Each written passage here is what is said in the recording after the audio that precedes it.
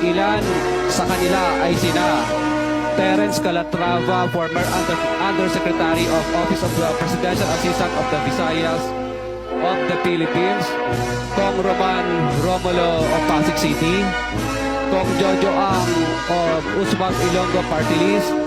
Congressman Patrick Michael Vargas of Quezon City, Kong Juan Carlos Arjo Aitayde of Quezon City,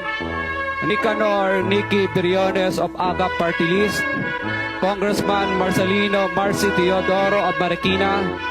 Congressman Florida Robes of San Jose del Monte, Bulacan, Congressman Leandro Jesus Madroño of Romblon, Congressman Benjamin Benji Agarao Jr.,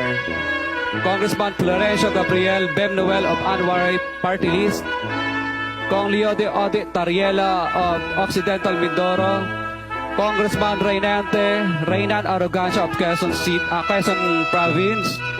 Kong Marvin Rillo of Quezon City, Kong Teodoro Haresco of Aklan,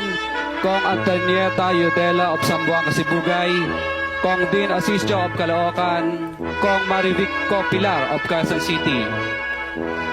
21. Mayroon ding mga kinatawan ng ilang politiko na nakikipagtakbo sa amin upang manghingi ng porsyento kapalit ng mga porsyento ng mga proyekto.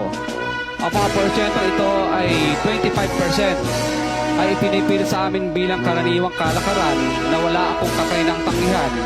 Ilan sa kanila ay sina Regional Director Eduardo Virgilio of DPWH Region 5, Director Ramon Ariola III of Unified Management UPMO, District Engineer Henry Alcantara, DPWH Bulacan First, Undersecretary Robert Bernardo,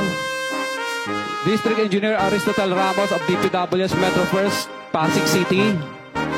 District Engineer Manny Bulusan of DPWH North, Manila Deo, District Engineer Edgardo C. Pingol of DPWH Bulacan Subdeo, District Engineer Michael Rosaria of DPWH Quezon Second Deo.